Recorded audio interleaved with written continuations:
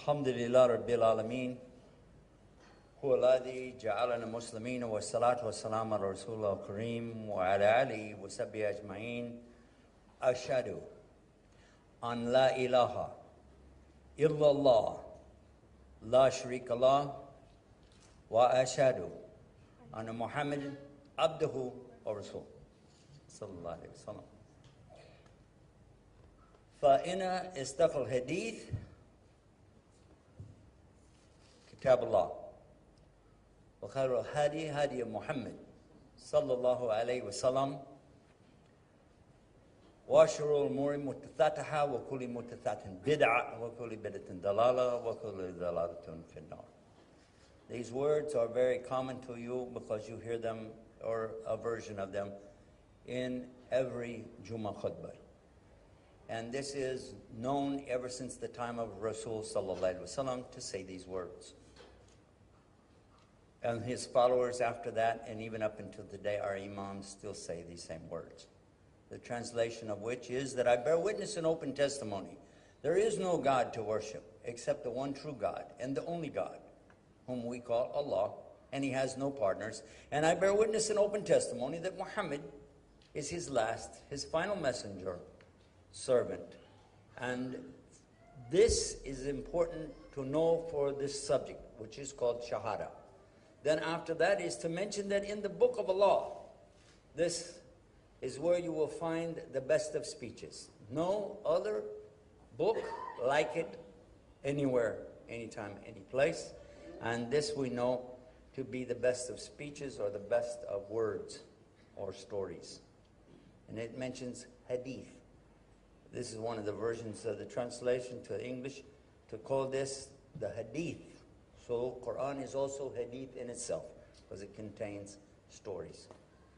Addition to that is to say that the best of guidance is the following of Muhammad sallallahu alaihi wasallam. Now we know that guidance comes from Allah.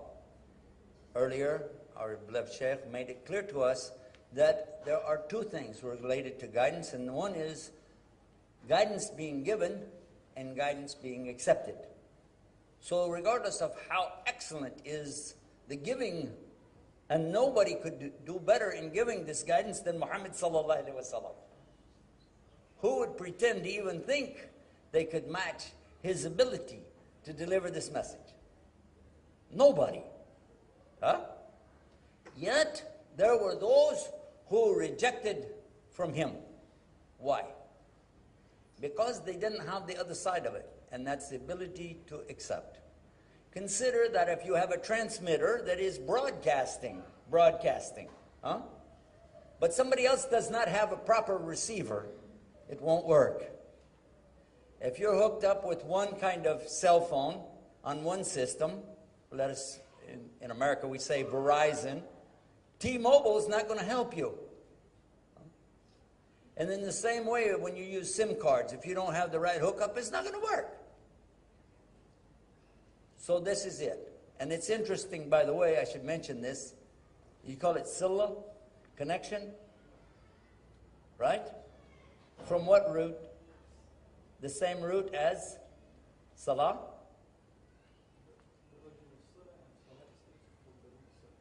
From the same origin, connection.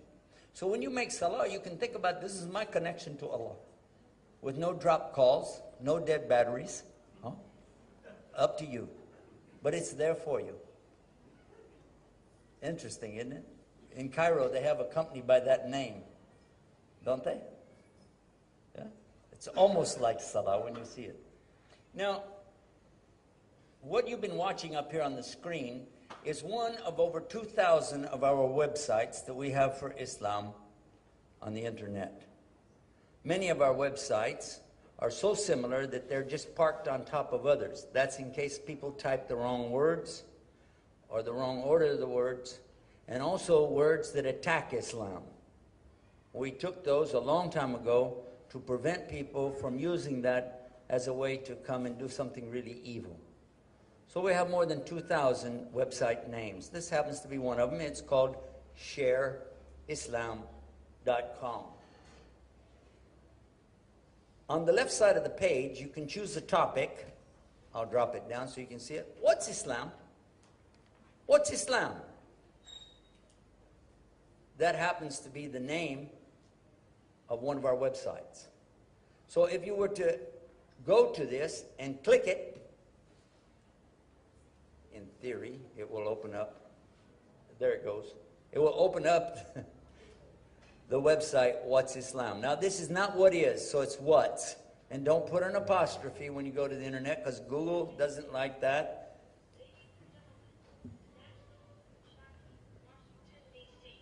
Imam Yusuf Estes.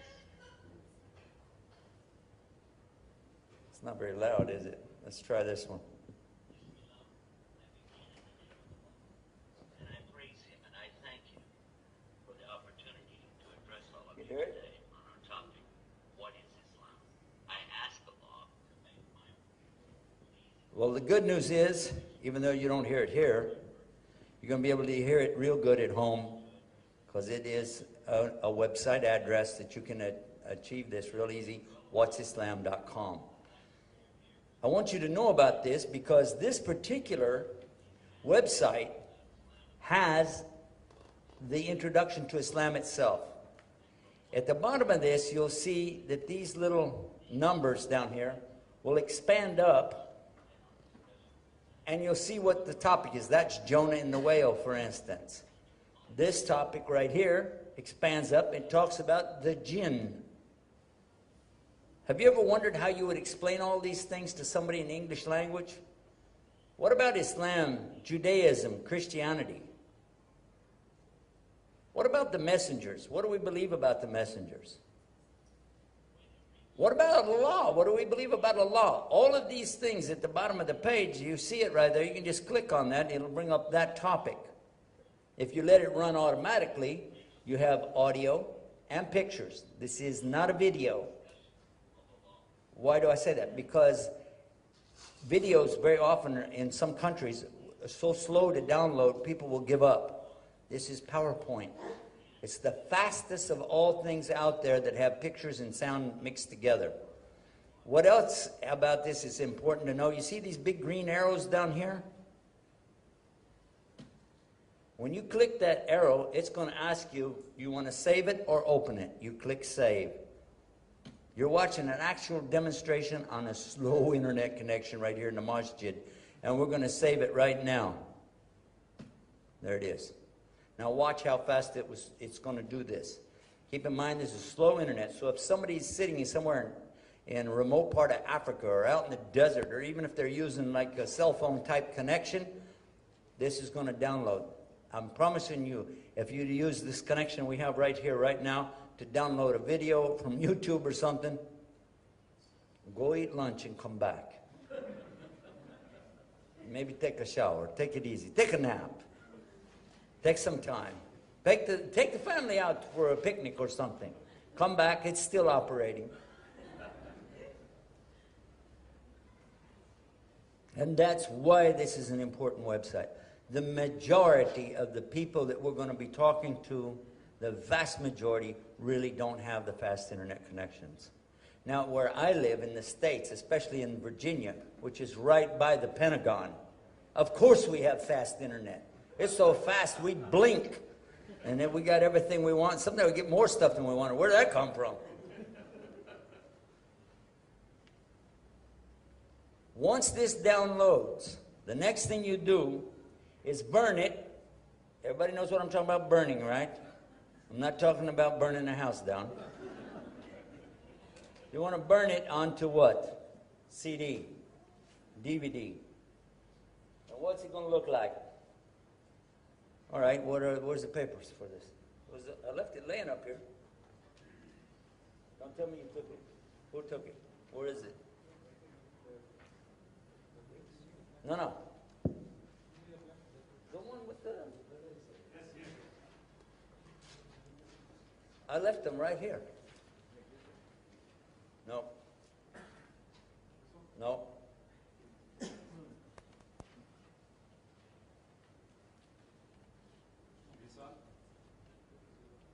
No. brought them.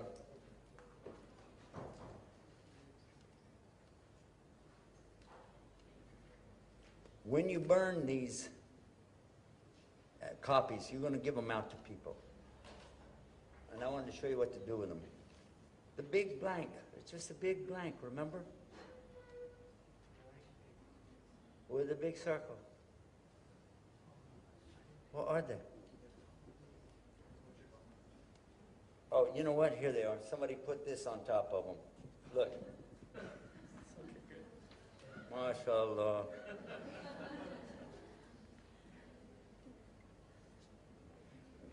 If you order it off the internet, we have it on the website called shareislam.com. The first one you saw up there, shareislam.com/order. You can order a lot of our stuff. And when you order that, it looks something like this. Do you see this? All right. Now it's in color. We're at the hotel, they didn't have color, so I did it black and white. So when you get home and you're trying to duplicate this and get a label and stick it on there and put the, I'm going to tell you, don't do that. Get a black magic marker only. Black magic marker. And what you're going to do with it? That. That's all you're going to do. Put a question mark on it. That's for you. You know right away what it is. It's recorded, and you know what's on there. The program you just saw, What's Islam? It's on here.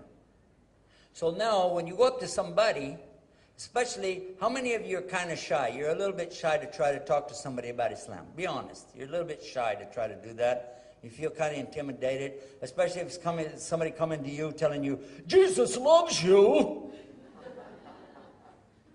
And you don't know what to say back. Huh? Right? So you say, you know, I have a question. I have a what? A question. Somebody gave me this, and I copied it. I wish you would listen to this, or actually watch it, put it in your computer, and watch this thing, because I want to ask you a question after you watch it. What's your question? Well, it won't make any sense now. As soon as you watch it, though, call me, or here's my email address, okay? Please. And yes, well, Jesus wants you to... Okay, fine, thank you so much. Thank you for that. And, you know, when you get a chance, help me out here. Now, when they watch this thing, they will know more about Islam than some Muslims do. Because it covers the pillars of faith, the pillars of action, the Aqidah, what we believe about Allah subhanahu wa ta'ala, the books, the Old Testament, New Testament, Psalms, and the Quran. They will also understand about the jinn, something that even some Muslims are going, I don't know about that. But it's there. When they're completely through, and they call you up or send you the email, they're going like, whoa, is that really Islam, you know? What was your question? Well, my question was, how did you like it? Nobody ever said they didn't like it, but just in case they do, you say, yeah, okay, well, I've got another one. Try this one. Because we have many. But that's all you got to do. Is that hard or easy? Easy. Very simple. You download it, you make a CD, and you give it to them. You tell them, put it in your computer, run it, and then I have a question. You might think, well, that doesn't really mean that I gave the message. Actually, you did. We did it together. I did my part, you did your part. We ask Allah to guide them. The success, it will be from Allah, not from us. But we will have done the best we can do with what we've got to work with. The personal contact, you cannot overemphasize the value of it. All the advertising on the side of a bus, the side of a sign on the road, you know, out here, or a television commercial, all of that put together will never equal the strength of a one-on-one, a person meeting a person and seeing somebody living the life of a true Muslim. Without doubt, your example as a good Muslim will speak volumes. So it's important, first and foremost, for you to know what's Islam and to live it. Once you do that, then inshallah, you're successful, and you're now sharing that success with other people. It's really as simple as that. If I stop right here, I've done my job for today. Just now, I want to continue with a couple of little points to have some fun with, to enjoy sharing Islam with other people. It looks like this might be done because it says close on it right there. I think we're probably finished downloading it. It's now inside of this little computer here, and you can do it on yours just as fast. The next one I want to tell you about, before we started, I was hoping to put this one up. I didn't do it, but I will do it. It's called islamtomorrow.com/dawah. This is an introduction to the whole program today. And there are two aspects here. One is about giving personal dawah yourself, and the other one is how to organize events like the one we're right here doing right now. And after you read this, you're going to say, hey, these guys didn't read your deal. Well, that's okay. They will this time.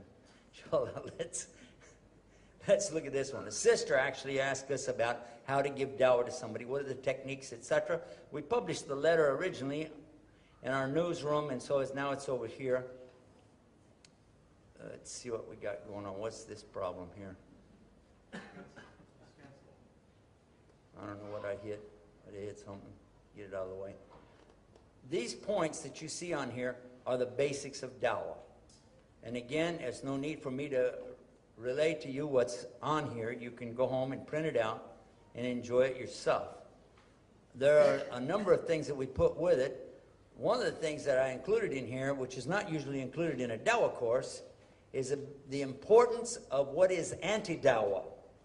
I didn't label it as that, but it mentions about fake miracles, like a fish that says Allah, somebody's ear that's twisted up, it looks like Allah. If you turn his head like this and put the light like that, hey, his ear says Allah on it, you know.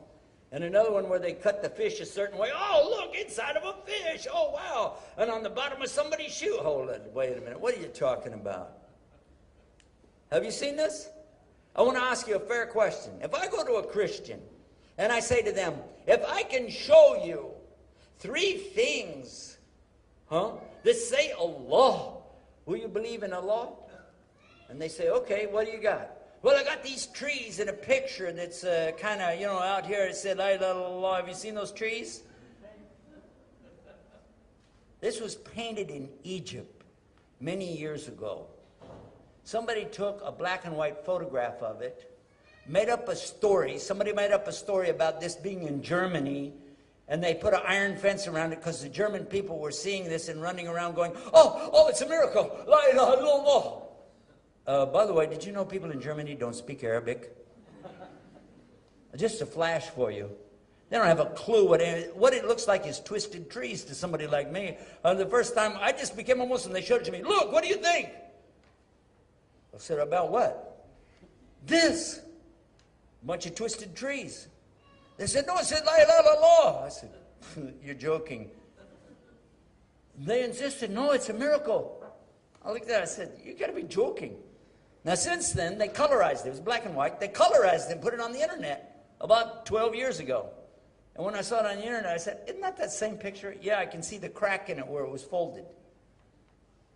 And then they elaborate on the story. So many people were coming into Islam in Germany. They had to put an iron fence with guards around. They won't let anybody go over there. What kind of stories are these? But while I was in Egypt, I'm going to show you this one. This is anti-dawah. Remember that. Watch this. This is going to another part of our website. Miracle or misguidance. Right there it is. That's a pumpkin.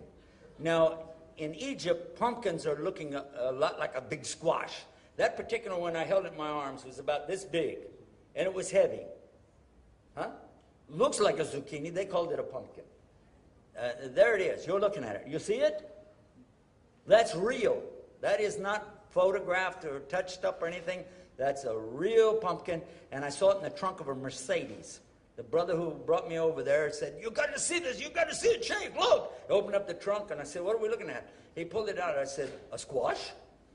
And he said, no, look what it says. Well, again, I looked at it. I didn't see anything. He said, no, look, Bismillah Ar-Rahman, and then, of course, the top it says Ar-Rahim. What's funny is, we got pretty excited about it. You know, we talked to a sheikh, he happened to be a blind sheikh from Azhar. He felt of it, because it sticks up. He felt of it, and he said, well, whatever. Look what he said, whatever. This is not what we use for a belief in Islam anyway. Another sheikh looked at it, and he said, yeah, basically the same thing. He says, it's amazing, really, but at the same time, this isn't what increases or decreases our faith. This is just something strange. This is a strange thing. Don't use it for dawah. He said it, don't use it for dawah. Well, guess what? I called my wife back in the States. I said, honey, you can't believe this. We got a pumpkin over here. This is Bismillah ar-Rahman ar-Rahim on a pumpkin. She started laughing. She said, oh, yeah, I remember that. I said, what do you mean you remember that? What are you talking about? She said, yeah, on Johnny Carson's show years ago, they had this thing about what you can do with pumpkins. You can even have people's faces on it and everything. I said, no, this is a miracle. She said, no, it's not.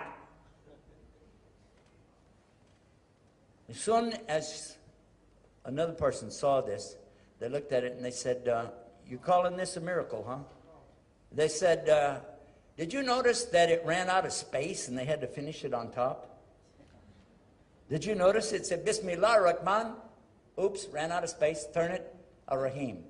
Also, you can't see it very clear, but up on the very top, that gray up there, if you look really close and flip it down, you'll see it actually looks like somebody was trying to say Muhammad Rasulullah, but that didn't work out and it didn't come up. Since then, we found out that people that have farms there outside of Cairo, they actually put people's names on those pumpkins the same exact way. So when a kid comes along and says, wow, this pumpkin has your name on it, give me $5. That's what they did. This brother paid $15 for this pumpkin. Back then. Can you believe that? A pumpkin. A squash one probably doesn't even taste good, you know. And here's the thing, it's done with acid. They put the acid on it when it's a young little pumpkin, and as it grows, it has this reaction to it, and that's what happens. And whenever somebody sees something like this, you'll turn them away from Islam. It's anti-dawah. It's not real, and you've got no business messing with it. And the proof, though, is at the bottom of the page. I did a close-up on it so you could see it. Look right close here. I'm moving this around. I don't know if you can see that. See that right there? That's the ha at the end of Allah. See the ha? Now this is showing it bigger. Now watch real close. Real big. There's the acid mark right there. It didn't take. See it? See it? There's your proof. Fake. Nowhere in Islam do we rely on things like this to say that this is a proof of Islam. Those websites that are loaded with this stuff, these are people who have no belief whatsoever. If they did, they would never do this. This is crazy stuff. Stay as far away from that nonsense as you can. That one about the tree that's bent over in Australia, please give me a break.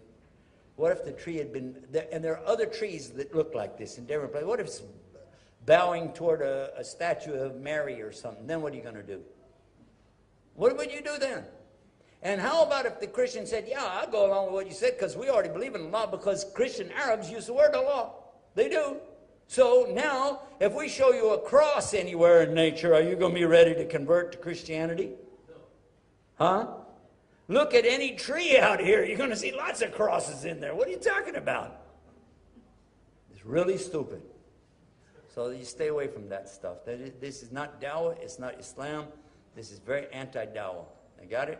Now, I just wanted to make that one point really crystal clear for all of us. Now, you'll read this about the personal dawah, how to give dawah. When you get home, read it. And then we would like for you, if this were a regular dawah course, you would come back the next day and we would follow up on it if you had any questions. But you can contact us through the internet. The next one down here is how to organize a program like this. And I'm going to just lightly touch this for the benefit of any of you who want to be involved to help these events in the future. It's very, very detailed. We've got a lot of examples, things to do and not do in these events. One of the most important things overall is to do this for the sake of Allah, for no other reason than for Allah. The second thing after that, after having this right intention, is to be sure you follow some of what Allah said in Quran. وَأَمْرُهُمْ شُورَ بَيْنَهُمْ. make sure amongst yourselves. Don't go out and try to do this by yourself. This is not a one-man band. It doesn't need that. And don't start a website by yourself. Don't start up a campaign by yourself. You are doomed to die before you get off the ground. It's not supposed to be about a one-man band trying to get all this. You say, I want the glory and the ajr and I want to do it for Allah. But Allah didn't want you to do that way. He wants you to work together. Where is the most success in Islam? By yourself or in a jama'ah? Duh. That was easy. If you get 27 times the reward for the salah in jama'ah, why in the world would you want to go out and pray on top of a mountain somewhere? Probably lightning hit you anyway. I don't know. I'm just saying, because if you think about this, the logical thing is that you do a lot better when you work together. I was reminded about something last night, about the one who calls his children together before he passes away, and he asks them to bring some sticks. He put his sticks in a bundle and said, try to break it. Nobody can break it. And then he passes one stick out to each one. He said, now break the one stick. Breaks easy. This is the point. Stick together. Stick together. Work together. Jama'ah. Shura.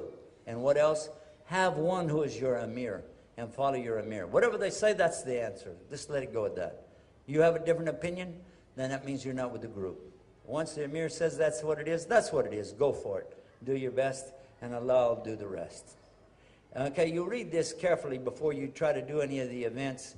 And one of the other things is there are other groups out there, lots of other groups. And you can't deny that. You also can't cure that. Don't think that you're going to solve the problem once and for all. The Sunni, Shiite, Sufi, Goofy, Goonie, Sunni, all the rest of the stuff that's out there, you're never going to resolve it. All you're going to do is frustrate yourself, and you're going to stop doing da'wah. So what you do, you work with anybody who wants to work for the sake of Allah. You work with anybody who works for the sake of Allah. Provided what? Provided you follow these basic guidelines that I showed you on the one, what's Islam? And you'll find that some of those groups are not exactly on what that said, and that's your criterion. Anytime somebody said, well, I take the Quran except, what do you mean except? I take the Hadith except, okay, that doesn't work. It doesn't work. You either do or you don't. So those that are for it, all the way, you do as much as you can with each other. If there's something that doesn't seem right, refer it back to your imam or to your amir and get clearance on that. And don't go out here trying to preach something you don't know what you're talking about. And a lot of our brothers, they wake up to Islam, never practice Islam. They're always telling you about, back in my days of Jahiliyyah. Like what? This is not even right to say that, by the way. In your days of sinning, yeah, that's what you were doing. But don't say it's like Jahiliyyah, like what, a mushrik? Because when now they start practicing Islam, they start growing their beard. Wow, 6, 8 months later, whoa, look at this guy. Huh? He learned 6 hadith, 4 or 5 ayahs, now he's ready to tell everybody what's Islam. Brother, akhi, edina nasiha. Anybody know what I'm talking about? Haram, brother! You heard all of that stuff? And that goes nowhere. That's zero. So if you see people doing that, just back away. MashaAllah, assalamu alaikum, have a nice day. Don't argue with them. Don't get into it. Just back away. Because there's no benefit in that. You'll just become frustrated, or they'll be frustrated with you. There's no benefit. We love each other for the sake of Allah. By the way, what do you think I love you for the sake of Allah means? This is not what you say to your wife, by the way. No. This is really when you couldn't love the person any other way except for the sake of Allah. You follow that? No matter what, you know what? I love this person for the sake of Allah. Because if it wasn't for Allah, if it wasn't for this deen, probably I wouldn't love that person. But I do because I'm Muslim, they're Muslim, I love them for that. Make sense? And always know that you'll have differences of opinions on a lot of things. But that's not a big deal either. The big deal is La ilaha illallah Muhammad Rasulullah. And when you have a confusion, or if you have an issue that comes up, know that there's a difference between what is the Sharia of Islam and what is fiqh deen. There is Sharia. What is Sharia? By the way, Sharia is like, I'm going to give you an example from the meaning of the word, the root, is like a place to take your animals to get water. Does it ever move? No, it stays right where it is. You take the animals to it. Make sense? Okay, what is fiqh? Again, the meaning of the root of the word, it leads you to understand it's the way you get to the water. So there can be different ways to get to the water, but there's only one place you're going to get the water. Sharia is not flexible. That's La ilaha illallah Muhammad Rasulullah. And there's a lot that goes with that. But then, how? Salah is in the Sharia. But how to do Salah? Where do I put my hands? Huh? You heard people ask it about where do you put your hands in the Salah? Well, actually, I just want to make sure that my hands are still at the end of my arm. Okay? I'm really happy with that. And when I'm doing Salah, I just want to make sure somebody else's hands aren't in my pocket. I'll be all right with that too. But as far as, okay, did he put them up high or did he put them low? Can I ask you a question? Aren't you supposed to be concentrating on your own Salah? Aren't you supposed, isn't that something called, what, khushu'ah? How do you get khushu'ah like this? Astaghfirullah. What is that?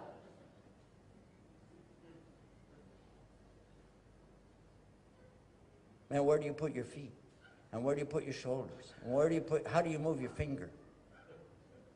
And all you're doing is watching everybody else around you. Where's your Salah? Where is it? Who appointed you the personal imam to everybody around you? After you've spent 10 or 15 years at Al-Azhar or in Medina, or, any accepted school or with a good sheikh, come on back. We'd love to hear from you. But not 6 months after you learned how to grow your beard, okay? Please. Because you're going to find out that the real teachers of Islam, the real shuyukh of Islam, they never do these things. Never. I personally have been very blessed by Allah to be with the actual imams of Medina, of Mecca, and even Al-Aqsa. And I found from them all the same thing. They never, ever bring up those kind of subjects. And if somebody asks them in front of other people, they start with this word, astaghfirullah, astaghfirullah, astaghfirullah. Yakhi, these are things which have differences of opinions, depending on how things are understood by various imams. So in private, we can go into more details. MashaAllah, alhamdulillah, jazakallah khair for a good question. Or if they give the answer, they're careful to mention this madhab, this sheikh, so-and-so, and why they came with the conclusions they came with. But never coming to you saying, astaghfirullah, brother. So I want to mention this because while we're talking about dawah, one of the first things going to happen, shaitan is going to give you dawah to keep you out of doing this work. We must find ways to work together. The second thing is, that was the first part I was talking about, is how we work together. The second thing is, how do we address the people who are not Muslims? I have laid out quite a bit in the pamphlets that you have. How many of you got one of the folders that we made up? How many of you got one? Put your hand up, let me see. Just a few of you got it. Well, the organization here, they're going to make more of them and make it available for whoever wants it. But it will tell you, for instance, how do you share this message with various people? Let's talk about, first and foremost, somebody who is not a believer at all. This person, let us say they are a atheist or agnostic. We have a website for them. It's called scienceislam.com. And in it, you'll find, and all of our websites are designed like this, you'll see topics will be across here, and then subtopics are listed over here to the side, and then feature subjects are over in here. But let's go to the videos on this one. I'm going to keep this short because we're not going to go into a long thing on each one. On the videos, we're going to see something amazing here. These videos are going to deal with the very subject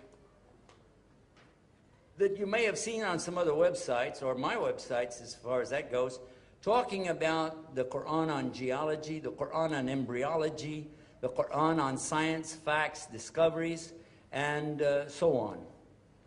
If I can show you maybe one. This one we will look at. We have Dr. Keith Moore. Now this will pop up this is a player. By the way, this player is on our website. You don't have to download player like QuickTime or Real Player.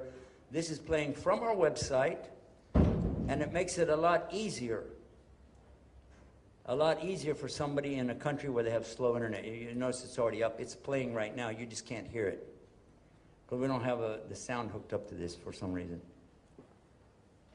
But this is talking about Dr. Keith Moore and his background. There you see him, and he's going to be telling you, you'll hear it when you get home and play it. He will tell you about the miracles in the Quran that 1,400 years ago nobody could have talked about embryology in the details and comprehensive information that's provided. The same is true about geology. The same is true about scientific facts, etc. Now, we have audios as well. These audios are real easy to download and do the same thing that I told you about before. You can put a question mark, an exclamation mark, a number 1 or a number 2, whatever you want to do, that's up to you. And then when you give it to people, you know what your system was when you gave it to them. And they won't know until they play it. But one of my favorites is this one, number 2 over here. This is an audio lecture. The first one actually is a video, but this one is an audio lecture. It's called No Brainer.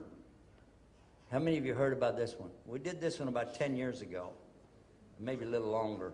But that one, No Brainer, that one was a lot of fun. And at the end of it, it has a very funny joke in it. So an atheist at the end of it will never want to tell anybody again that they don't believe in God after that. They just keep it to themselves. Maybe they'll make shahada. Okay?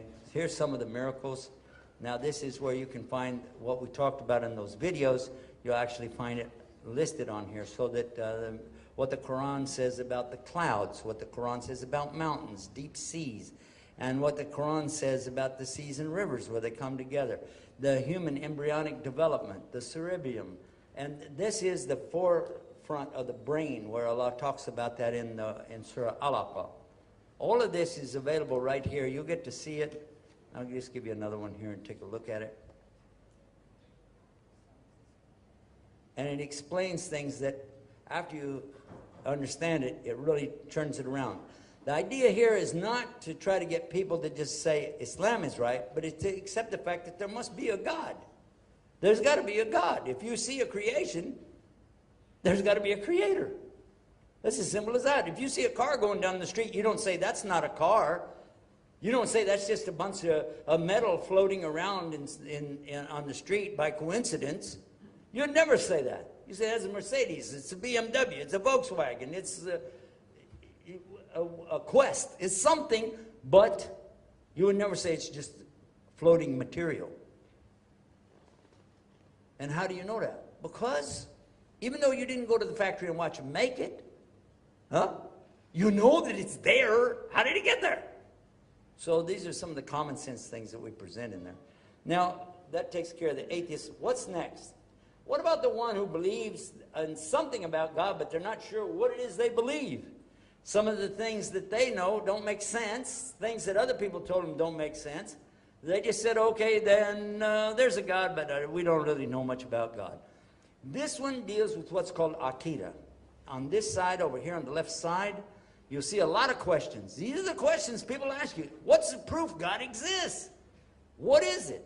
Where is God? What's the origin of God? Does he have limitations? Why did God create everything? Did God create evil? Does God know the future? Why are there so many religions? Can we prove the Quran is from God? Why does the Quran say we, us and our, and he and not she? Is this the God of the Jews and Christians?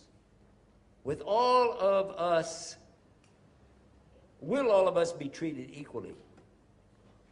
And the truth about this is a special one, because somebody had written such an evil book against the belief in Allah that on the search engines it was coming up number 1, 2, and 3. If you typed in Allah, you were getting this instead of anything else.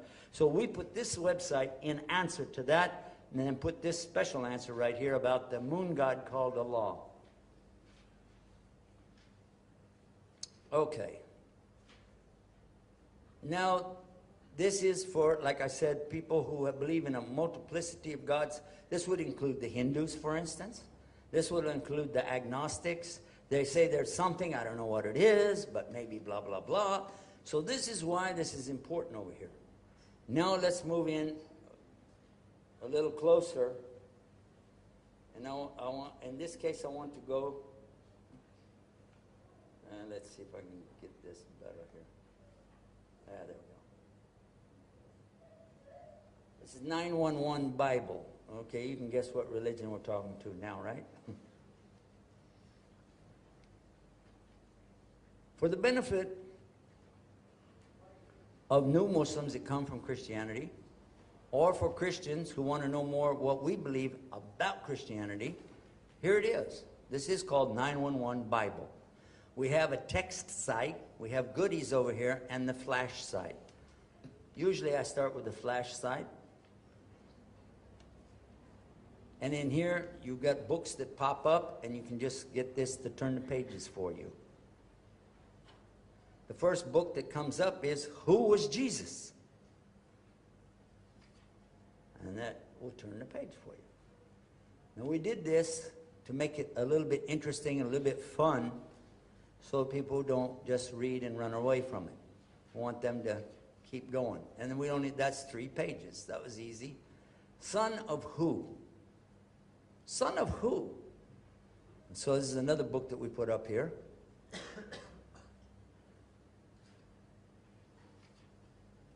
Does the belief in Jesus as the Son of God really make sense? This is what the Quran says. But then this is what the Bible really says. Then the Quran and the Bible again. The Old Testament. The New Testament. Comparing it back and forth until finally the ultimate conclusion has to be what? La ilaha illallah Muhammad Rasulullah. So that's about the subject of Jesus, because a lot of people are talking about Jesus. That's why I put that before the Bible itself. Now here's our biggest work on the internet. Usually you don't put something this big on the internet like this unless you put it in a PDF file. But I wanted it to be easy for people to access quickly. So you can actually use this as a PowerPoint presentation. Like you see it here, you can just hook up just like we did and put it on a screen anywhere you want to do this. Very simple. Here's your intro. Number 1, this is almost like a disclaimer. I'm saying it very clear that I'm not here to attack Christianity. I'm not here to attack the Bible. I'm not here to hurt anybody. But it's a matter of clarification. That's all. And as Muslims, we believe in the Bible. The original Bible did come from God. We do believe in Jesus as a miracle birth, as the Word of God, which is the Logos, as they call it, or Kalimatullah. He is having the Spirit blown into him. This is clear. And he is with the law. He will be back in the last day. He did do the miracles, and so and so and so and so. There's a couple of differences, but once they see this, they'll say, well, wait a minute. Because there's no religion closer to Islam than Christianity, and there's no religion closer to Christianity than Islam. This, by the way, is why you're seeing so much attack against Islam. Because the more that Christians would figure this out, the more and more and more of them would come to Islam. So what could a preacher do? Self-defense, lie about Islam. So if you wonder, how can these people keep lying and lying and lying and lying? How do they do that? How do they get away with exaggerating and saying things that are just totally, they're not out of context. They're lies, outright lies. How do they get to say that? Well, because they're desperate. Do you know how many Christians have come to Islam in the last 20 years? Guess what? I don't either. I don't even know how many priests and preachers and nuns and bishops. I saw a bishop from the Orthodox Church come into Islam. When I was in San Antonio, Texas, he was passing through. I was shocked. The first person I saw enter Islam was a Catholic priest. My own father, who was an ordained minister, accepted Islam. I saw so many people enter Islam who were in the position of clergy, and several nuns from the Catholic Church. And I interviewed them. I talked to them. And every single person that I've talked to, whether they were religious before or not, told me the same exact thing on this one subject. What brought you to Islam? What one thing can you actually say? How did you get to Islam? Their answer is, because Allah guided me. I have heard that again and again and again. People say, you know, I was looking for guidance. I was praying to God. I was asking God, help me, God, show me the way. Phrases like this. In my own case, I said, God, guide me, and alhamdulillah. These are the same things we say every day. Don't we say that every day? Ihdina siratal mustaqim. Guide us to the straight path. 17 times a day. So there it is. There you can see for yourself. This book is big. It has 6 chapters in it and the intro together, so it takes time to read it. Now, if you said, well, gee whiz, how could I get that? I would like to print that out. I'm going to show you in a minute. But first of all, let's look at this nice little example. Here is Christianity versus Islam. What are the similarities and what are the differences? I put the differences in yellow, the similarities in white. God Almighty is the only creator of all that exists. That's the same thing that we find in the Bible. No difference. There's only one God, the prophets from Adam, Abraham, Moses, Jesus Christ, etc. Peace be upon them. And Muhammad ﷺ is the last of the prophets. They said God is one. You serve him alone without partners. That's what they all said essentially. But now look at the yellow that we have on the other side of the page. According to some Christians, God is not really one. He's 3 and 1 at the same time. But 3 can be 1 if it's God, because God can do anything. And 1 is 3 at the same time, but it's not 2, but it's 3. And it's not 4, because in 25 words or less, I don't know what I'm talking about. Okay, and then we go back to the next one. And this is exactly the same. There's only one God, and he's one Lord. The next one, the origin of man, starts out the same, but the Lord has to go looking for Adam, and he can't find him. And the next one, see, you can go down the list. This one page alone is worth a visit to that website, 911 Bible, to make this comparison. And let somebody explain to you. We want to come down here to this one right here. I really like this one. Sin. In Islam, Adam sinned. Eve sinned, but they repented, they were forgiven, and there were no continuing side effects on their children. On the other hand, look over here. Genesis 3, 1 through 7. Eve made Adam sin, and because of that, she brought sin into the world, so she is cursed, and the sins are passed on to the children because of what she did, and that's why she has her monthly cycle. That's why she has the pains of childbirth, because she's such a sinner. That's what it says in the Bible. You know what it says in the Quran? Actually, we find something amazing. Allah uses a beautiful thing talking about a woman, especially with regard to childbirth. Not something evil, not something sin. Actually, what is it in Arabic language in the Quran that Allah uses to describe the place where a child is conceived? Raham. Arham, the plural. What does it mean? A place of mercy.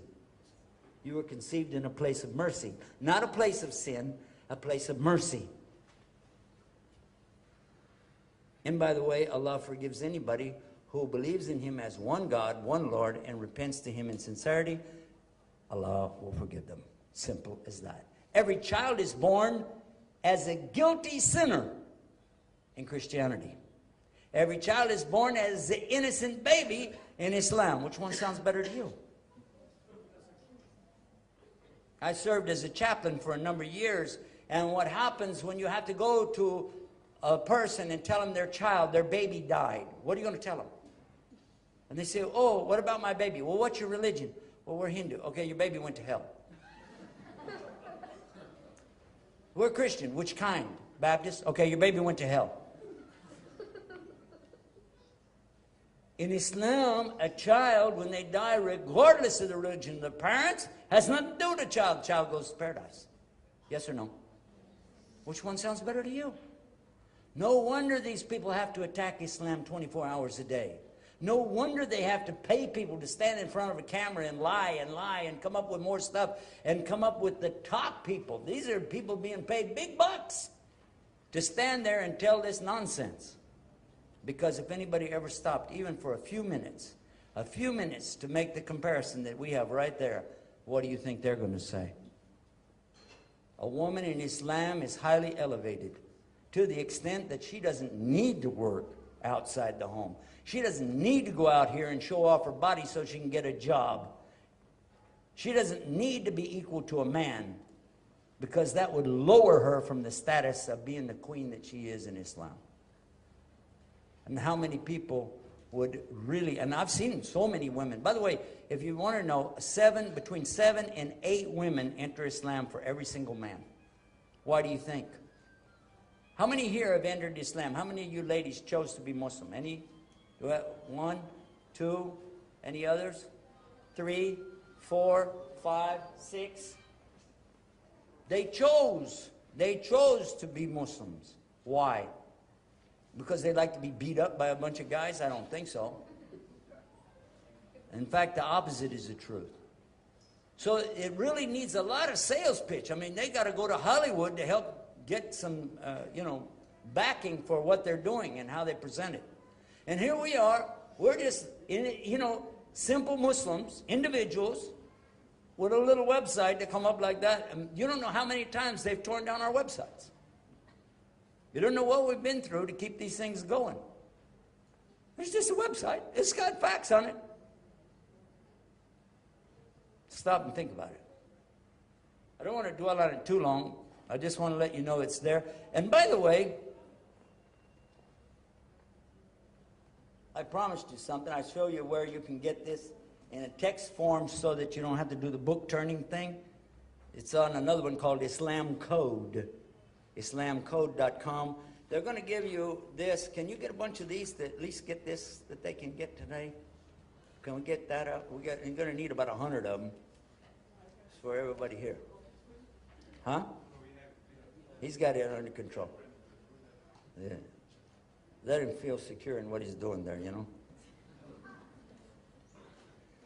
Anyway, Bible for Muslims. This is a nice article on there. But look over here on the side. Who is Jesus' son? Who? Bible, a closer look. Does it sound familiar?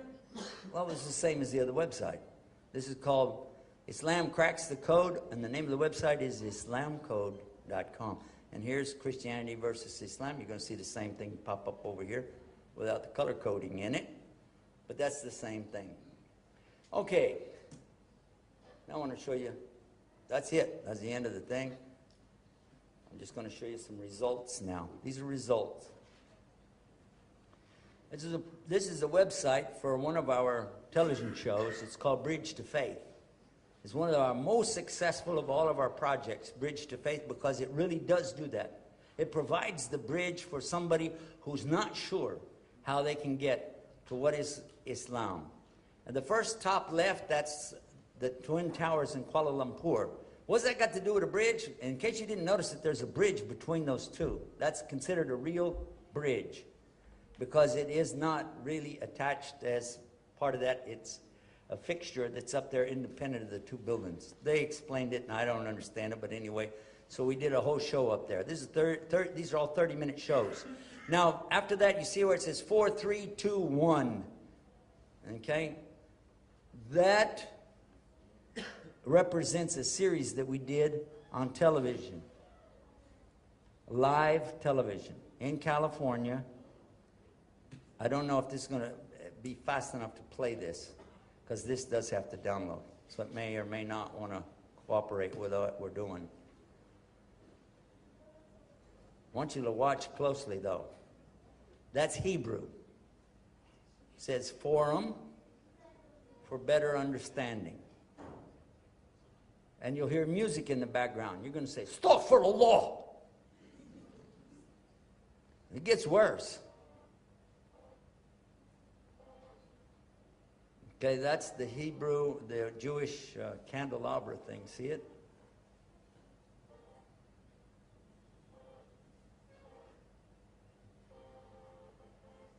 What you want to do is let it download before you try to. Now you're looking at it and say, whoa, my God, look at this stuff. It looks like Buddha in there. What is that about? Yep. That's Jim Grant. Now, Jim Grant is the one who invited me to be on his show. This is his show, not my show. He invited me to be on there after he attended one of these programs like you're in right now. And he's the one who controls this. This is the Catholic television channel in California. At the end of the program, you'll see him hold up the Quran and order them, tell them you've got to order this from Yusuf Estes' website, from a local masjid here, or from the Catholic Church itself, and we will pay the postage. That's how completely sold he was on this. He said, we've got to have a better understanding. That's the name of the program anyway. They have different religions that come on there and talk about what they have. But he is very much dedicated to having these, and he loves the name of it, Bridge to Faith. But to hear him asking me the questions and watching the answers coming back, you would swear that I programmed him to do all of it, and I did not. He set up the questions. He asked me if I was comfortable with it. I said, bring it on. We'll see what happens. It was so popular, we wound up doing 4 shows. And they aired it this past year. They aired the last segment we did during their fundraising. That's when the most people watch this in California for the whole year. And he said, I want it in there. I want this to be the feature program because I want people to see what's true Islam. And he's not the only one of the preachers and priests that we have this good relationship with. But this didn't come about overnight. It comes from years of working closely with other people and the concerns that they have in their community. All of us are concerned about our children, yes or no? All of us are concerned about the morals and the direction that this is going in the world, yes or no? So people who believe, really believe in God, and they want to see good, there are things we can share and work together on without a doubt. If you limit yourself to only working with Muslims that believe exactly what you believe, you're probably only going to find you got 3 or 4 friends, and some of them are related to you. But when you open up and look at what our Prophet ﷺ did, you'll realize that is not the manhaj. Obviously, you don't take on the beliefs of other people. That's why you need to study your own beliefs first. But then, by being able to understand what you have, you're able to easily communicate to others if they ask you. If the opportunity presents itself, you can share with them. Not that you're trying to sell. Islam is not a used car. Okay? You don't need to go to salesman school to learn how to trick people into getting to Islam. It would never work anyway. Let's see how much of it will play now.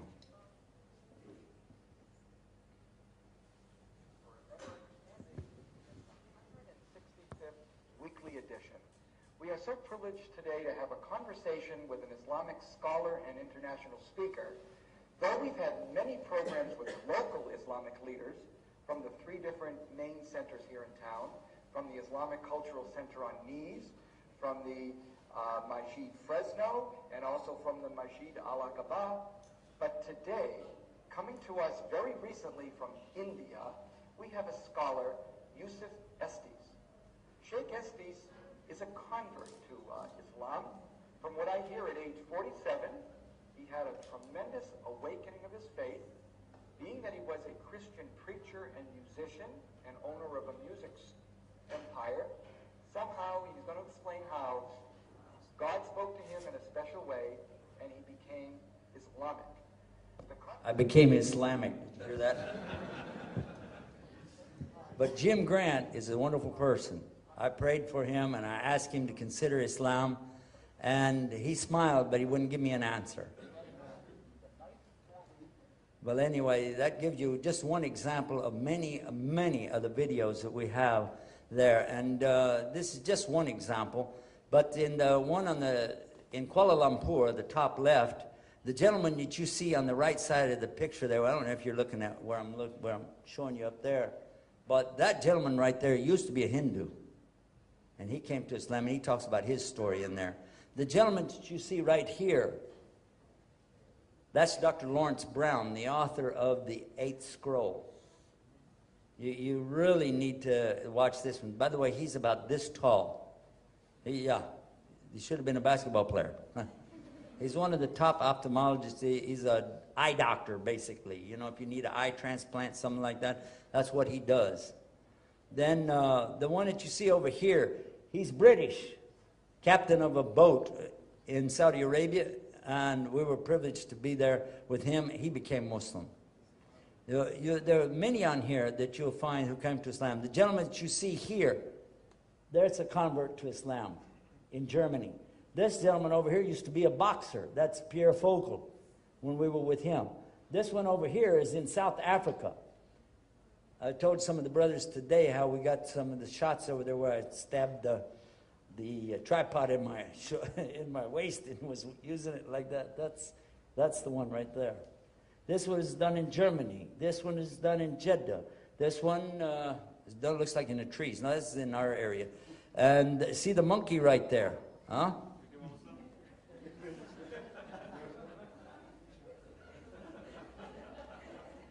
No, he stayed a Democrat. Anyway, or a Republican, I'm not sure. The gentleman on the far right, on the lower far right here, he was Jewish. He became Muslim. And each one of them tells their stories in these programs on here. This is called Bridge to Faith. But again, that's not all we got. Tube Islam, you can see a lot of stuff over on Tube Islam. That's this website. Now, here's where you can join and be a member, and you can upload videos. You can download videos, and you can comment on the videos. But one thing you're going to find, there's no videos on here attacking Islam or attacking any religion, because that's not what it's about. It's about learning about Islam from everybody's perspective and finding out how we can be better Muslims. You'll see children on here, you'll see funny stuff on here, cartoons for kids, nasheeds, Quran recitation, a lot of Quran recitation from different reciters. And of course, Dr. Zakir Naik is here. And by the way, Dr. Muhammad Salah, who is holding up the wall over on this side, he's on here too. I think we have him in this picture, I think. Yes, that real tall, good-looking gentleman right there, who only currently only has one wife. He's, what? He said he would buy me falafel if I would say that. Anyhow, let's take a look at what this one is about.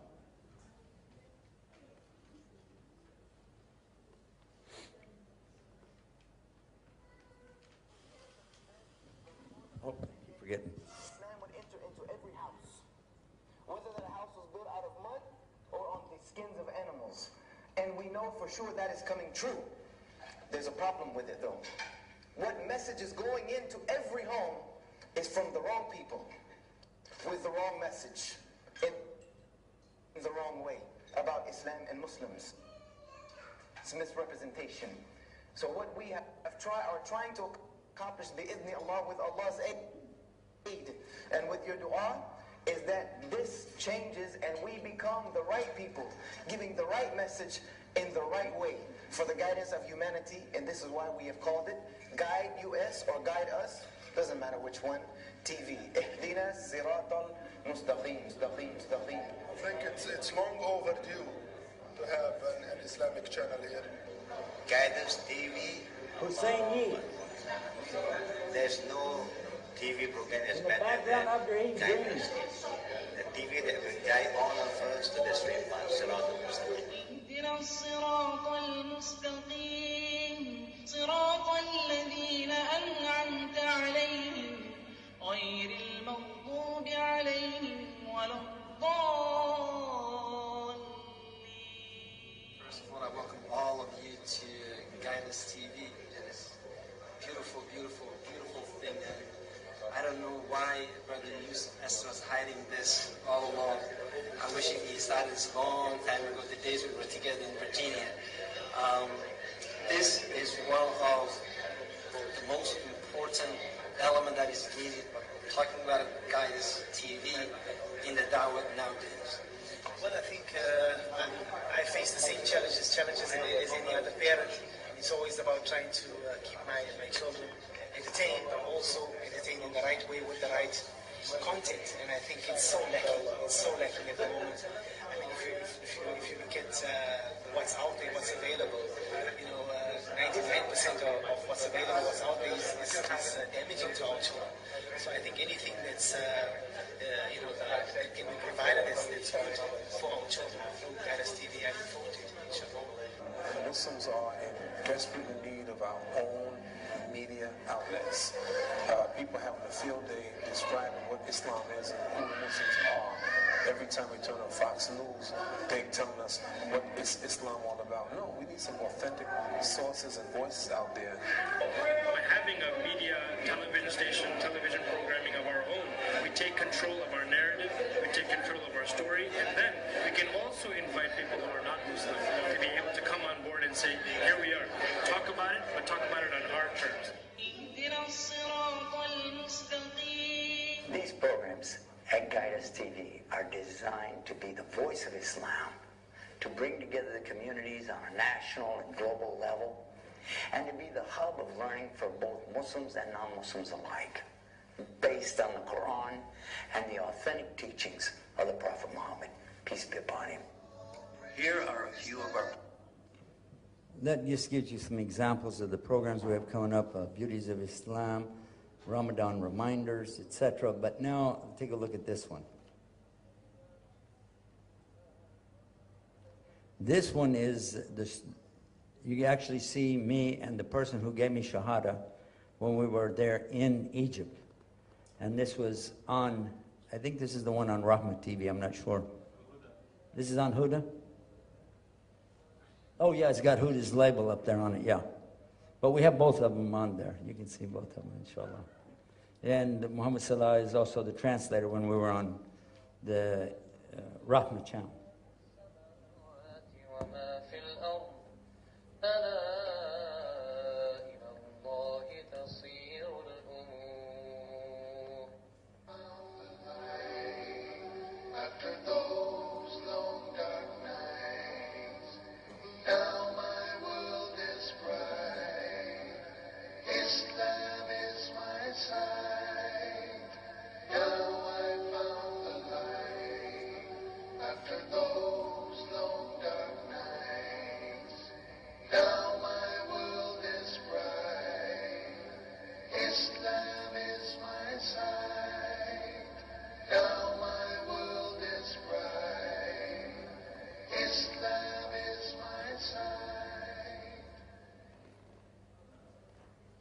To all our viewers around the world, Assalamu alaikum wa rahmatullahi wa barakatuh, and welcome to this week's edition of The Straight Path. I'm your host, Fuad Muhammad.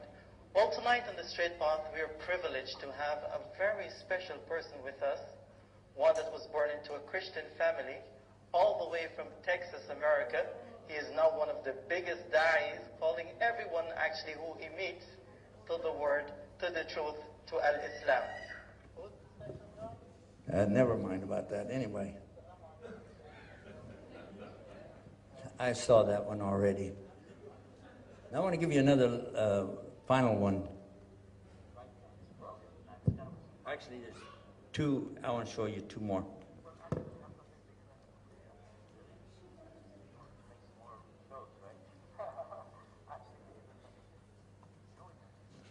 This is called Converts Reverts. I must have misspelled it somewhere. Converts, revert. Did I spell it right? Why didn't it come up?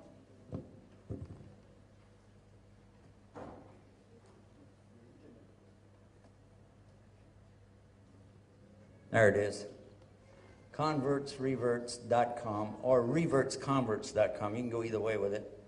And these are stories that they uploaded themselves. All of these people made their own videos talking about how they came to Islam. You see that? These are real people. These are not fakes that were paid to say why they had a dream in the middle of the night and they suddenly woke up and found that Muhammad was trying to save them from cancer or something. No. Not that I'm picking on anybody. Just mentioning. All of these people you see here, in their own languages, because some of them are not, they're not English speakers. We have them in Germany, in France, in Mexico. You can see for yourself. New Zealand. There's a Jewish revert, Australian. There's so many different ones that we've got up here, and these are only samples. Samples. It gives you a chance to really find out, I think, a lot more about how other people feel about it. Listen to what they say. Listen to what they tell you, help them get to Islam.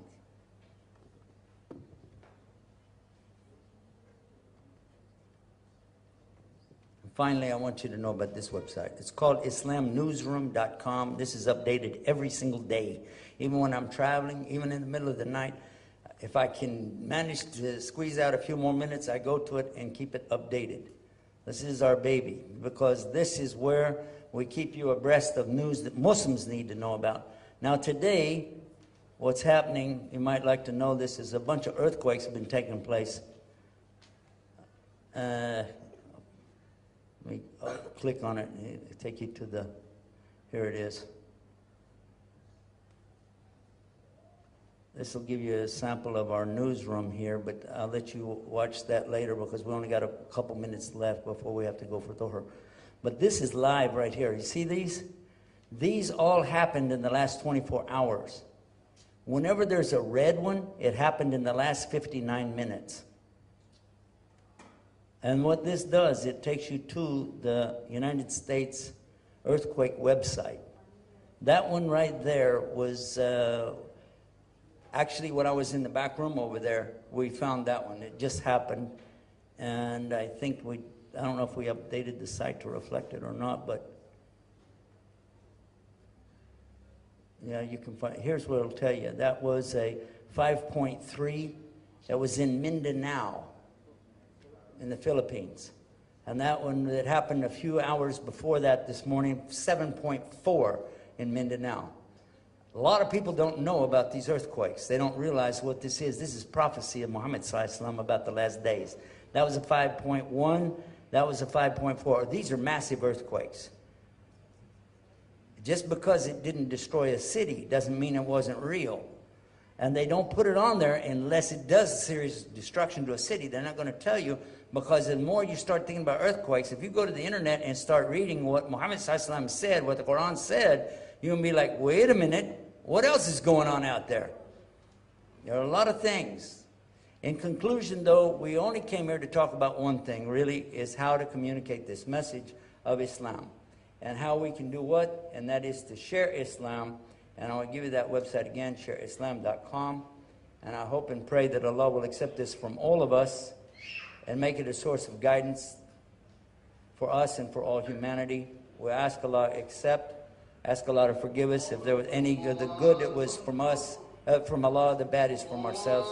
And inshallah, we'll go do salah, inshallah. Assalamu alaikum wa rahmatullahi wa barakatuh.